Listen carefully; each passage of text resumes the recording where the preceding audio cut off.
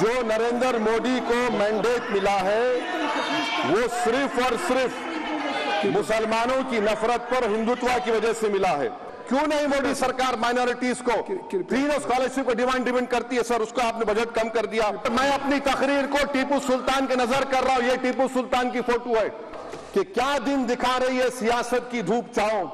जो कल सपूत थे वो कपूतों में आ गए थे, इस कदर अजीम के पैरों में ताज थे। और चेयरमैन साहब, आप उर्दू को जानते हैं। किसी एक शायर ने शायद बरसर इख्तिदार जमात के लिए ये शेर कहा होगा कि उसूल बेचकर मसनद खरीदने वालों, निगाह अहले वफा में बहुत हकीर हो तुम। वतन का पास तुम्हें था ना होगा कभी कि अपने हिर्स के बंदे हो, बेज़मीर हो तुम। इज्जत नफ्स किसी शख्स की महफूज नहीं, अब तो अपने ही निगहबानों से डर लगता है। डंके की चोट पे जालिम को बुरा कहता हूँ, मुझे सूली से न जिंदानों से डर लगता है। मोहतरम चेयरमैन साहब, मैं आज इन लोगों की तरफ से बोल रहा हूँ जो दिखते तो हैं, जिनके बारे में बात तो होती है मगर उनकी कोई नहीं सुनता। मैं उनके बारे में बोल रहा हूँ जिनके बारे में वजीर आजम मोदी ने कहा था कि घुसपैठी है।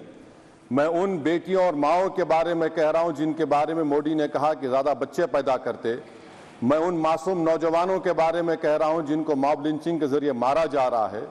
मैं उन बेजुबान माँ और बाप के बारे में बोल रहा हूँ जिनकी औलाद आज इस हुकूमत के गलत कानून के चक्कर में जेलों में सड़ रहे हैं। सर, मैं दस्तूर जब इस ऐवान में बन रहा था, संविधान बन रहा था, तो उस वक्त अलहदा वोटर लिस्ट और इंतखाबी रिजर्वेशन की बात आई तो उस वक्त के हमारे फाउंडिंग फादर्स ने, हमारे बुजुर्गों ने, दोनों समुदाय के हिंदू और मुसलमानों ने फैसला किया कि हम इस पर राजी नहीं होंगे। बल्कि उन्होंने क्या कहा था हमारे फाउंडिंग फादर्स ने, उन्होंने मुखालिफत की थी अलहदा वोटर लिस्ट की और इंतखाबी रिजर्वेशन की। उन्होंने कहा था, I quote sir, it is the duty of majority community to ensure that minorities are elected in the representative numbers. BJP मुसलमानों की नफरत पर जीतती है और मुसलमानों के नाम निहाद मसीहा मुसलमानों के 90% ज्यादा वोट हासिल करते हैं, मगर फिर भी इस ऐवान के दरवाजे नहीं खुलते मुसलमानों के लिए और सिर्फ 4% मुसलमान जीत कर आते हैं।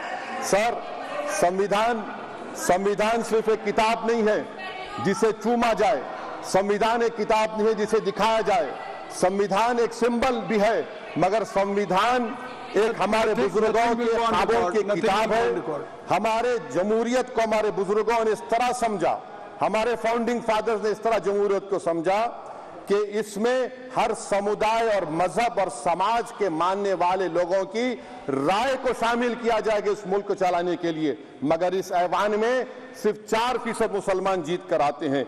मैं संविधान से जो मोहब्बत के दावे करते हैं उनसे कहूंगा कि कभी उठाकर पढ़ो कॉन्स्टिट्यूएंट असेंबली डिबेट्स में कि नेहरू ने, HC मुखर्जी ने, सरदार हुकुम सिंह ने माइनॉरिटीज के बारे में क्या कहा था।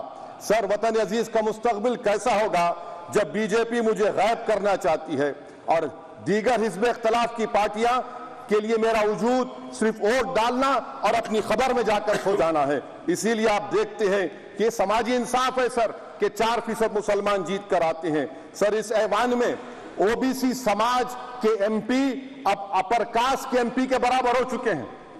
ओबीसी समाज के MP अब अपर कास्ट MP के बराबर हो चुके हैं और 14% मुसलमान सिर्फ 4% जीत कर आते हैं।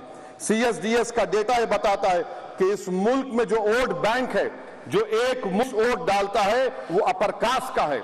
मुसलमान का कभी ना वोट बैंक था ना कभी रहेगा। सर, 4 जून के बाद 6 मुसलमानों की मॉब लिंचिंग हुई। 11 घरों को मध्य प्रदेश में मोदी के बुलडोजरों ने निस्तनाबूद कर दिया। हिमाचल प्रदेश में एक मुसलमान के दुकान को लूट लिया गया और हिज़्ब इख्तिलाफ की पार्टियों की तरफ से सन्नाटा है। शायद अब वक्त आ चुका है कि लफ्ज मुसलमान का नाम लेना भी अब उस पर पाबंदी आयद कर दी जाएगी। सर, जो नरेंद्र मोदी को मैंडेट मिला है वो सिर्फ और सिर्फ मुसलमानों की नफरत पर हिंदुत्व की वजह से मिला है।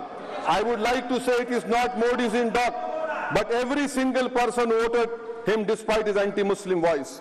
And I would like to tell the opposition parties, this is not a moral victory for you, this is a victory of majoritarianism.